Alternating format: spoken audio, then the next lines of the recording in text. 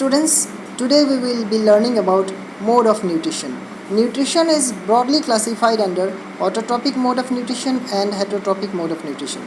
Autotrophic mode of nutrition is classified under photosynthesis and chemosynthesis, whereas heterotrophic mode of nutrition is classified under saprophytic mode of nutrition, parasitic mode of nutrition, and holozoic mode of nutrition.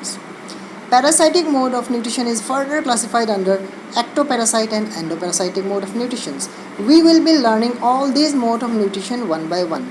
Students, autotrophic nutrition means the green plants are capable of synthesizing their own food by the help of carbon dioxide, water, and sunlight in the presence of chlorophyll, whereas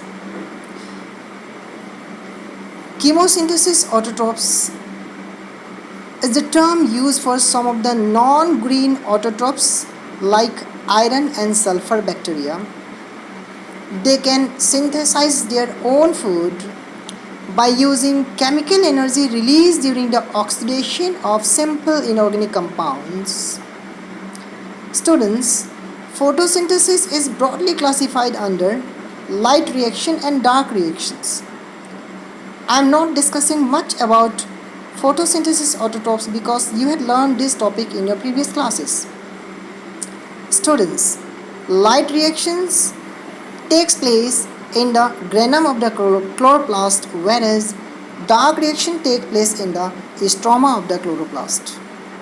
Light is needed for carrying out light reaction. Light means sunlight, or you can say light reaction takes place in the presence of sunlight, whereas there is no need for light to carry out dark reactions. But you must note that chlorophyll is an important pigment for undertaking both this reaction, light and dark reactions. Now let me discuss some features about the Gerd cells. Friends, this picture denotes the open stomata and the second one is the closed stomata.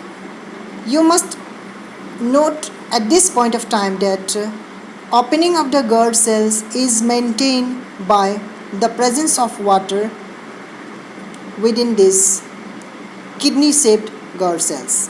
When the presence of the water, or you can say the pressure of the water within the Gerd cell is high, then the stomata opens, whereas when the pressure of the water within the Gerd cells decreases, then this stomatal pore closes automatically.